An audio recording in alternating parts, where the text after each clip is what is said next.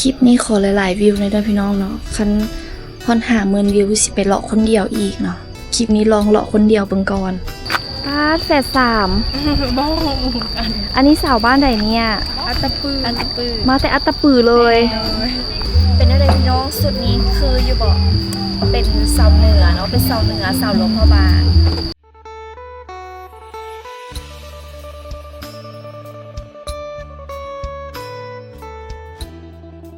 สบายดีทุกคนขอต้อนรับเข้าสู่ซองน้องพุทธสอนซาแล้วมื้อนี้น้องกลับมาเที่ยวหลวงพ่อบางเนาะทริปนี้ก็ถือว่าเป็นทริปเที่ยวเดี่ยวเลยก็ว่าได้คือน้องออกจากโรงแรมน้องดีว่าออกจากที่พักมานี่จะไปที่เพื่อนจันทร์ก่อนอันดับแรกเนาะเดี๋ยวเขาก็จะไปซอกวอแถวนั้นเนาะเพราะว่าเดี๋ยวมื้อนี้คือจะมาเป็นล้างเป็นสาวลาวมันจะเป็นสาวสุดยอดเนาะซึ่งแถวเพื่อนจันทร์ก็อยู่แถวไนท์มาร์เก็ตเลยนะพี่น้องไปอยู่ที่แถวนั้นเลยแล้วก็ที่เฮามาก็คือแบบเป็นรถทับส่งของโรงแรมเนาะเพราะว่าพักที่พันแล้วมันจะมีบริการรถทับส่งบริการสะดวกสบายดีแบบเนาะเพิ่นก็แค่แบบขับจากโรงแรมมาส่งบนนี้แล้วก็ขับจากบนนี้แถวโรงแล้วก็มาส่งโรงแรมเท่านั้นเด้อพี่น้องแล้วก็แถวในเมืองนี้เท่านั้นเนาะแล้วก็อยู่นี่ก็บ่ได้ไกลเนาะแต่ละคนแต่ละที่สามารถย่างเชื่อมหากันได้ตอนนี้ก็กำลังเดินทางไปที่แถวบริเวณเมืองจันทร์ช่วงนี้นี่ก็ฝนตกในจักหน่อยเนาะก็บ่น้อยแล้วก็ตกดุเติบนึงทางบ้านของพี่น้องเดตกอยู่บ่เนาะอันนี้ก็จะเป็นทางเข้าตลาดเนาะตลาดวายแล้วอยู่นี่มีที่พักหลายที่เลยเด้อให้เราได้เลือกกันเนาะช่วงนี้ก็เป็นหน้าฝนกันแน่ไปเสมาใส่กันยากเนาะพี่น้องเนาะแต่ว่าก็พอได้อยู่ได้เนาะแล้วก็จะมีบอลท่องเที่ยวธรรมชาติหลายบอลที่ว่าหน้าเที่ยวเนาะพี่น้องฝนตกกับบ่ได้ตกมืดเด้ซะนะเนาะคันแม่นมักธรรมชาติเขียวๆล่ะหน้าฝนเหมาะที่สุดเลยไปลินน้ำตกตาลนำกันบ่สิเนาะ บ่ได้น้ำปลาหลายหลากอันตรายทรงนี้มาเฮาบ่ว่าหลายใหญ่ห่างมื้อนี้ก็เป็นทริปชิวๆไปน้ำกันแล้วพี่น้องเนาะอันนี้อาจจะเป็นกรุ๊ปทัวร์บ่ของนานๆนี่ผู้ใดอยากมาเที่ยวกับน้องก็มาได้เด้อเนาะอันนี้ก็จะพาเที่ยวแบบสไตล์น้องมือหนึ่งในที่หลวงพระบางเนาะพี่น้องเนาะก็จะไปเซในนั้นก็ขอฝากติดตามเนาะหรือว่ามีบอลไหนที่แบบอยากให้น้องไปก็คอมเมนต์มาได้เด้อเนาะแล้วก็อยากให้น้องไปใส่กระบอกได้เนาะเพราะว่าอยู่ในกับมีหลายบอลแฮงเนาะบางบอลก็เคยไปแล้วบางบอลก็ยังบ่เคยไปเนาะก็อยากให้ทุกคนนั้นได้มาเล่นน้ำกันเนาะเล่นแบบสาวลาวเที่ยวลาวในหลวงพระบางหนึ่งมื้อ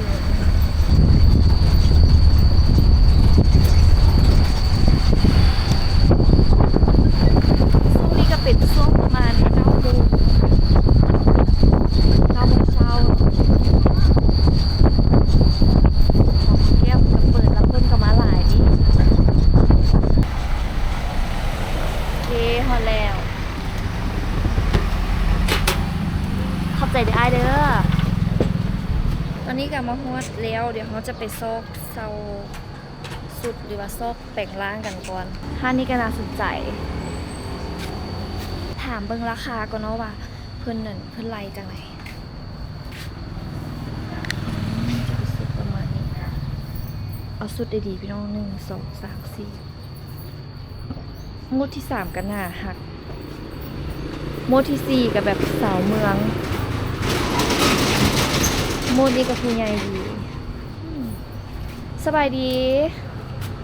เลยมีราคาใดๆเจ้าฮะราคาเริ่มต้น100,000 กีบเป็นแบบใดเจ้าโดยตัวนี้จะเส้นหนึ่ง โดยแบบที่1กันบอกโดยแบบนี้เส้นหนึ่งตัวนี้ส่งเส้นส่งอันด้านหน้าเป็นส่งเส้น5ตัวนั้นจะมีผ้าเบียงให้อีกเริ่มต้น100,000หรือว่าประมาณสุดละ150 บาทได้อย่างใน100,000ได้ครบแล้วจบประดับเลยเป็นเสร็จหนึ่งเลยได้ประดับพันหน้าเขาพุ่นมันบวกพุ่นเป็น50 พันค่าอย่างกับ เขา ถ้า พุ่ คุ น ณแต่งหน้า แต่งหน้ามุมหนึ่งแล้วชุด250,000ก็มีครบคือกันบ่ โดยพวกกันมีแต่พุ่มอย่างเดียวที่บวกเป็น50มีแต่ผมอย่างเดียวกับพุ่ม50เนาะชุด250,000กับประมาณ375 บาท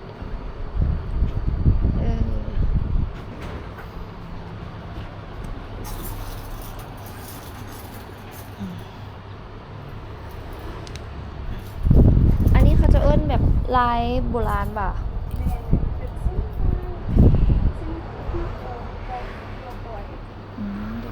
แล้วเครื่องผู้ซ้ายเด๋ คุณก็ใส่มีเส้นหนึ่งกับทรงแส้นของทรงแส้นจะเป็นนูนอยู่ด้านบนเลยจะเต็มแบบนี้เลยเพราะว่าเส้นมันจะเป็นผ้าฝ้ายธรรมดาที่ทำแบบนี้เป็นทรงข้างไว้ อันนั้นก็คือ200,000แล้วก็จะมี100,000ก็คือผ้าฝ้ายธรรมดาเนาะนี่ก็จะลงแบบเป็นผู้บ่าวไทยบ้านแบบนี้บอก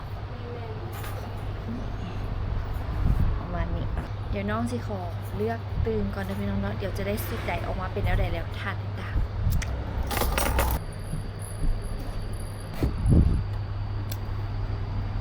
แล้วป่ะไปเลาะอันนี้ ตอนนี้ก็ยางมาฮอดบริเวณของพระราชวังกันแล้วเนาะแต่ว่าน้องมาสบายดี ขายทุเรียนบ่ บ่ได้ขาย โอ๊ยเป็นจังไดอ้ายคือมาฮอดเพิ่นบอกว่าห้ามผ่านเพิ่นว่า แม่นแหละเพิ่นต้องผ่าน อ๋อตอนนี้แม่นนี่เพิ่นเปิดปิดจักโมงอ้ายช่วงเช้า เพิ่นเปิดตอนเช้าเลย8:00 น 11:00 นครึ่งเนาะแต่ว่าเฮาปิดค่ายปีนี้11:00 น อ๋อ แม่นแหละปิดก่อน โอ้ยมันยังบ่ฮอด นะยังสิได้ปิดเทื่อยังตื่ม5 นาทีนี่ อ๋อ แม่ ค่ะ เข้าได้ อ๋อแต่มันมีป้ายซื่อๆ แม่นมีป้ายนั่น อืม ป้าย แล้ว เพิ่นห้ามผ่านเนาะเพิ่นบ่ผ่านเข้าประตูเดียวเลย อ๋อแล้วตอนแรงเด๋ ตอนแรกเพิ่นเปิด1:00 นครึ่งจำ4:00 นเนาะ ฮอด4โมง แม่นแต่ว่าเฮาปิดค่ายปีนี้3:00 นครึ่งนั่นแหละท่องเที่ยวอยู่ในใช้เวลา30 นาทีแล้ว4:00 นรอให้คนออกมา ชื่อปีมาแล้วอยากออกก็ออกไปเนาะ แม่น แต่ฮอดโมงมันก็ปิดอันเรียกว่าอันราคาเด๋ราคาเท่าใดอ้าย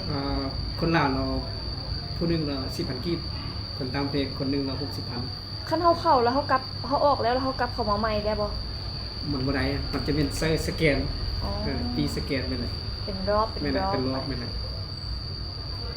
โดยเข้าใจอ้ายช่วงนี้หน้าฝนเฮาเป็นจังไดนักท่องเที่ยวหลายบ่ มันช่วงนี้เป็นช่วงโลกนั่นแหละแค่ก็มีนิดนึง ส่วนหลายแม่นเพิ่นมาแม่นช่วงเดือนใด เดือน10เดือน10เดือน9เดือน10ไป อากาศหนาวๆเย็นๆเนาะอ้ายเนาะอืมโดยคันมาดีแล้วนี่แนะนำบ่เที่ยวใส่ในอ้ายนุ่งชุดลาวบาแบบนี้เลย เวลาเราจะเข้ามาชมเราต้องอธิบายครับแต่ว่าเป็นก้อนหรือคือปีเนาะ ขอระเบียบเพิ่นมีแบบใดเนี่ยอ้าย เวลาเราจะเข้าไปข้างในคือว่ามีระเบียบไว้เนาะห้ามบรรดาเครื่องดื่มอย่างต่างๆเลยห้ามเอาเข้าไปเลยกระเป๋าก็ได้ฝากไว้ห้องล็อกเกอร์เนาะฝากไว้ได้สิ่งอื่นฝากฟรีเนาะ พูดเท่าไรพูดน้อยได้เสียบ่ หน่วยบ่เชื่อเช็ดเป็นผู้ใหญ่ คนเริ่มมาหลาย เป็ แล้ว น10,000กีบ อาจารย์นี่ไหมน้องเมย์จ่ายกัน คนลาว10,000แล้วคน โอ้มาเจอ เดี๋ยว FC เอาปีก็เด้อ เอาปีก่อน เอาปีก่อนเด้อ สวย คนต่างชาติดิสนาย อยู่ใน TikTok ไม่เห็นตัวจริงเลยสวยหลายนะ สวยบ่ สวย สวยแล้วอ้าย11โมงล่ะ เวลาตัว เจอมุกอยู่นี่มือ เข้าไปเนาะแต่ว่ากระเป๋าได้ไปฝากไว้ห้องล็อกเกอร์เด้อบ่ได้ยินกันเด้อ ไม่ได้ยินเลย แน่นอนมันฝาก ๆสบายดีเป็นดาว TikTok สบายดี สบายดีพอราคาจะอยู่นี่คนลาว10,000อันนี้ก็คือบริเวณของทางด้านในพระราชวังนะพี่น้องเนาะก็จะเป็นมีพระราชวังแล้วก็จะมีบอนนั้นตำหนักเนาะอยู่หั่นก็จะเป็นแบบเครื่องไส้อยู่ในพระราชวังเราะตัวเก่าที่ว่าเพิ่นยังเก็บรักษาไว้เนาะแล้วก็จะมีหอพิพิธภัณฑ์อยู่ทางฝั่งนั้นเนาะให้เฮาได้ย่างเลาะเบิ่งแล้วก็ยังจะมีทางด้านหลังอีกเนาะถือว่ามีหลากหลายจุดให้เฮานั้นได้เข้าไปชมไปเบิ่งอันนี้ก็จะเป็นแผนที่หอพิพิธภัณฑ์แห่งชาติหลวงพระบางเนาะตามนี้เลยเด้อก็จะมีทั้งโซนต่างๆ A B C D E F G H I ตอนนี้เข้ามาทางด้านในแล้ว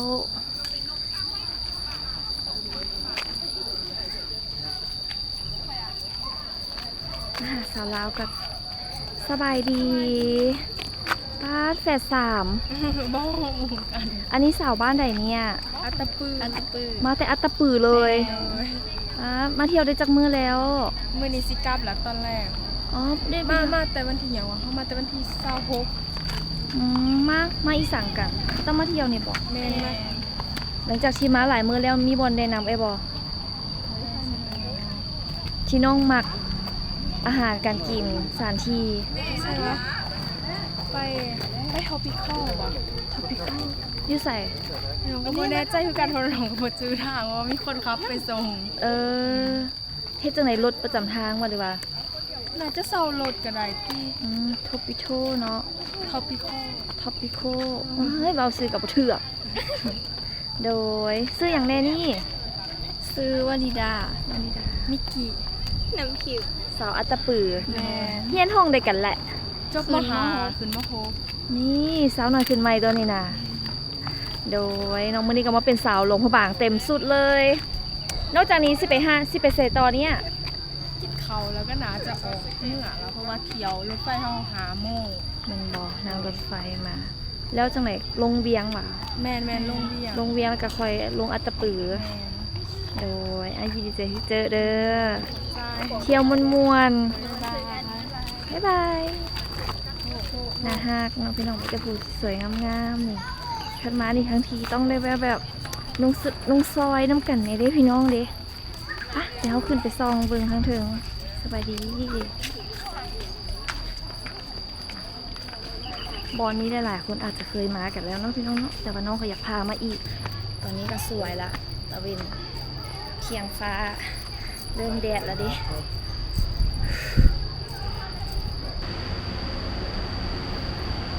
น้องมักมุมนี้ที่สุดเลยเนาะพี่น้องเนาะเดี๋ยวเขา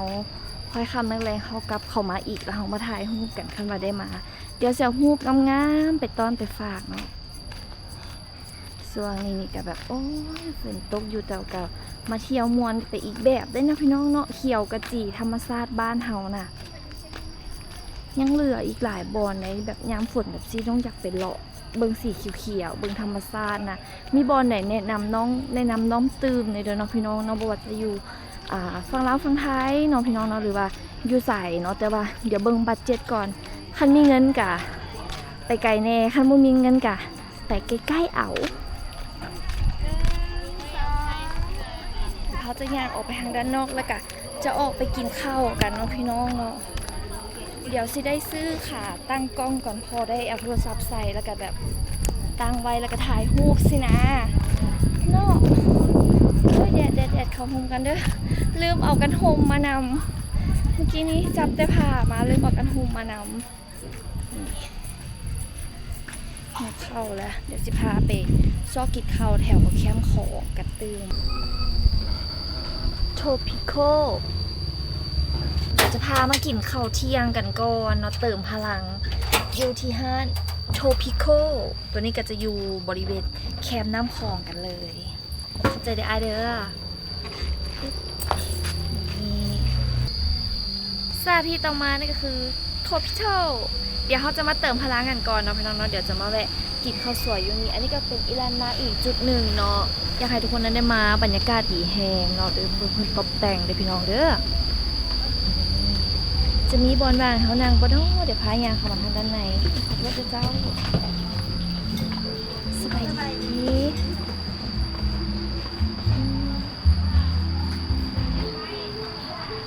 แคมป์พอจะมีบอลวางบ่เจ้าโดยมีอ๋อตัวนี้ได้ป่ะโล่งๆดีเลยนี่บรรยากาศก็จะประมาณนี้เลยเด้อว้าวสั้นลุมกับมีก็จะมาระวังตกหน่อยหนึงนะทำมากับเด็กน้อยก็ได้วันนี้พามาชิวๆนอนรีแลกซ์เขามาลินแบบชิวๆน้ำกัน เดี๋ยวมาเบิ่งเนาะว่าอาหารวันนี้เขาจะได้กินอีหยังเป็นอะไรพี่น้องสุดนี้คืออยู่บอกเป็นสาวเหนือเนาะเป็นสาวเหนือสาวหลวงพระบาง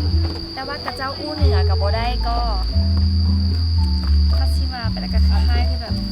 สาวเชียงใหม่เชียงรายบ่เจ้าคล้ายๆอยู่บอกอาหารในนี้แบบไหนเนาะ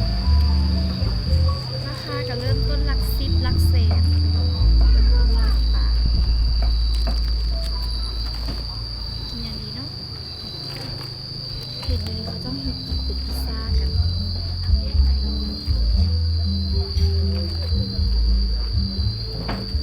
เมนูแนะนำอยู่ห้านเป็นเมนูไหนเจ้า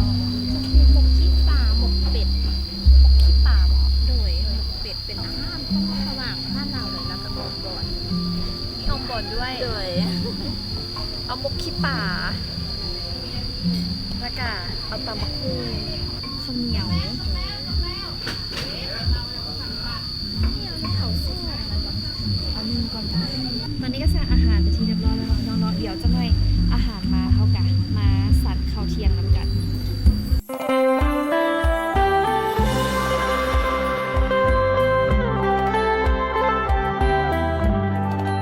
และตอนนี้อาหารเท่ากับมาเป็นทีเรียบร้อยแล้วเนาะน้องก็สั่งเป็น3อย่างเลยเนาะบ่ว่าจะเป็นข้าวเหนียวนี่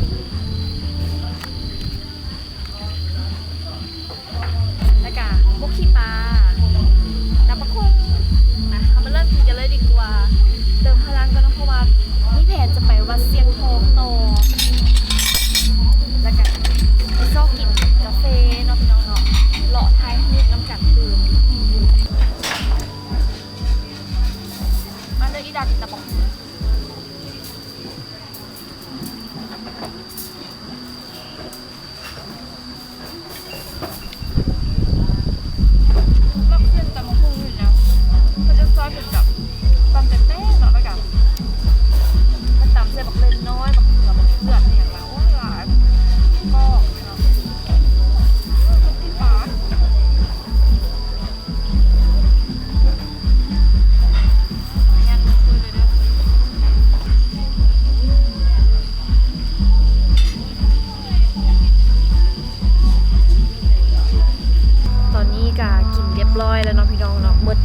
269,000 อาหารที่บ้านเขาสั่งไปเมื่อกี้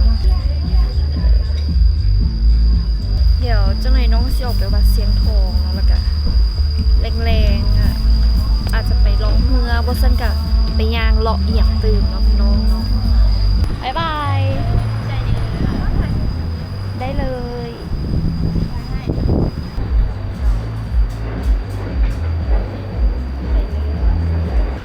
บรรยากาศห้านดีมากนี่ให้ไอ้เป็นมาส่งเข้าได้นะไอ้ 30,000 กีบเข้าใจเด้อ เจอเลย อุ้ย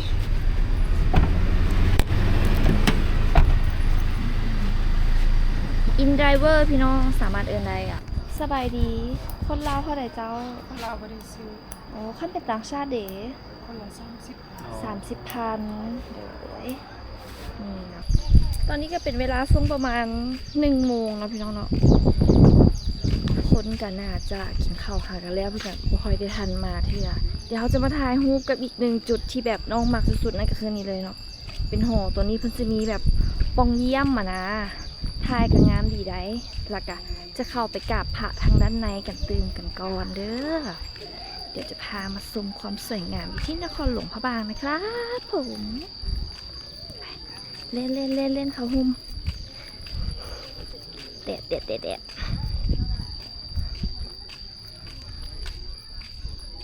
ตอนนี้ก็เข้ามาทางด้านในละอยู่ในนี้เพิ่นก็บอกว่ากรุณาปลดหมวกเด้อ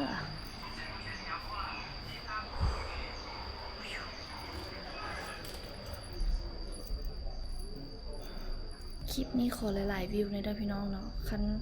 ฮอน50,000 วิวสิไปเลาะคนเดียวอีกเนาะคลิปนี้ลองเลาะคนเดียวเบิ่งก่อนคันนี้อีหยังกันแนะนำน้องตื่มเลยเด้อ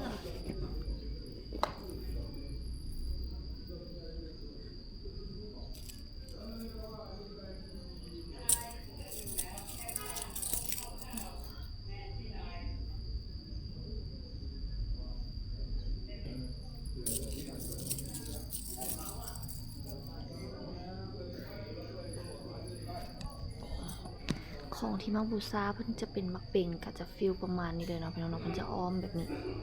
ก็จะแตกต่างกันแต่ละพื้นที่เนาะพี่น้องเนาะวัฒนธรรมของแต่ละพื้นที่ก็จะมีความเป็นเอกลักษณ์บ่คือไผตอนนี้ก็กราบแล้วเดี๋ยวเฮาก็จะออกไปถ่ายรูปถ่ายหอยกันอยู่ทางด้านนอกกันตื่มเนาะพี่น้องเนาะทางด้านในนี่ก็คือแบบสวยงามหลายเนาะเป็นงานศิลปะเป็นงานก่อสร้างแล้วก็มีลวดลายที่เป็นเอกลักษณ์เนาะถือว่าอยากให้ทุกคนนั้นได้มาเบิ่งมาเห็นเนาะคันแบบนี้เวลากะมาเที่ยวเองก็ได้หรือว่ามาน้ำทัวร์ก็ได้เนาะพี่น้องเนาะแต่ว่าคันเฮามาเองแบบซี่เฮาก็จะอยากไปเฮาก็ไปเนาะอยากอยู่โดนเฮาก็อยู่เนาะบางเทื่ออยากย่างเลาะเบิ่งให้เบิ่งนี่บ่พร้อมเฮาก็บ่ไปเทื่อแบบสิกะ ก็สะดวกคนละแบบเนาะแต่คันเฮามาน้ำทัวร์แบบสิก็จะมีคนดูแลอย่างต่างๆให้เนาะจัดแจงให้ได้เวลาเที่ยวไปอยากได้รถเฮาก็ไปอยากกินเฮาก็ไปเนาะมีคนจัดให้หมดแต่คันเฮามาเองนี่อาจจะต้องได้เตรียมแผนอีกว่าเฮาจะเดินทางจังใดนั่งรถแนวใดกินอยู่ไสห้านใดดีเนาะขึ้นแผนมาเองแต่ก็เป็นอีกอย่างหนึงที่แบบตื่นเต้นคันมาเองไปเดี๋ยวไปทางสอกท้ายหูกันต่อดีกว่า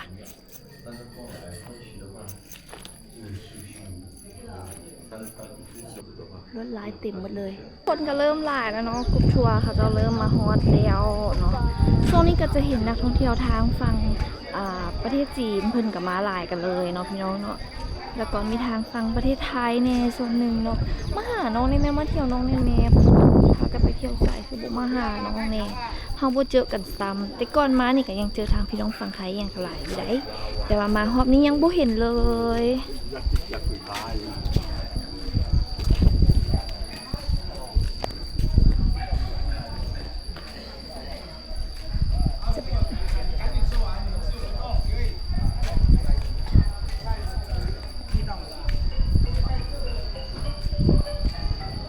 เป็นบอนนี่พี่น้อง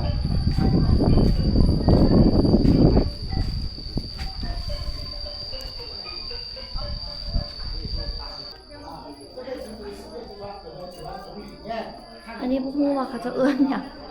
พวกพี่น้องจะได้ไปศึกษาตื่นกันเลยเนาะพี่น้องจารึกอัญเชิญพระพุทธรูปไสยญาติบอนสถิตของบอนสถิตและนี่ก็คือบอนสถิตเนาะของพระพุทธรูปไสยญาติมันบอกว่าจะเป็นประมาณนี้เลยนะพี่น้องเนาะนี่นะพี่น้องเนาะมาเที่ยวกับทัวร์เพื่อนก็จะมีข้อมูลให้พร้อม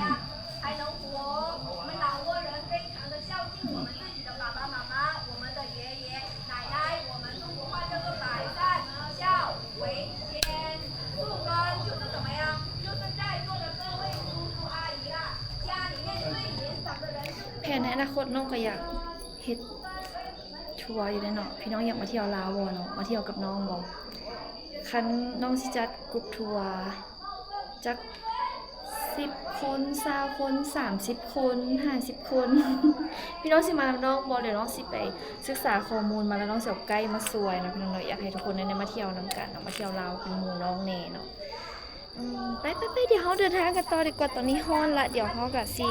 ไปหาพี่น้องกันก่อนเพราะว่าเราก็มากันกับหลายคนเลยเนาะมื้อนี้ก็มากับพี่น้องทางท่าแขกเนาะสปอนเซอร์ใหญ่ใจดี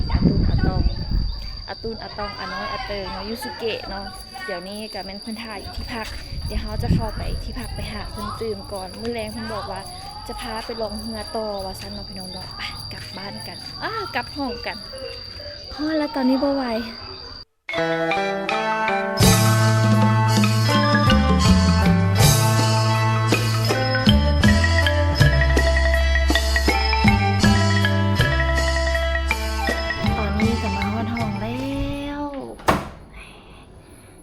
มาเบิ่งเดี๋ยวเขาพักอยู่นี่เลยบ้านลาวเนาะห้องที่น้องอยู่ก็คือแบบไข่เท่าไหร่พี่น้องติดแคมน้ำแบบนี้เลย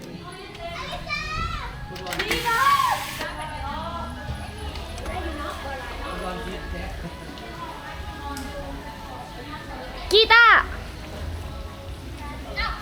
ฮัลโหล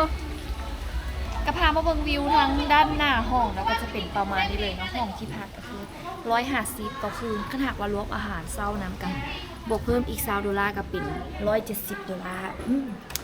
เราไปซอกท้ายฮูปกันตื่มแล้วกับมื้อแลงกับเป็นเลาะแล้วพี่น้องๆมื้อนี้พามาเบิ่ง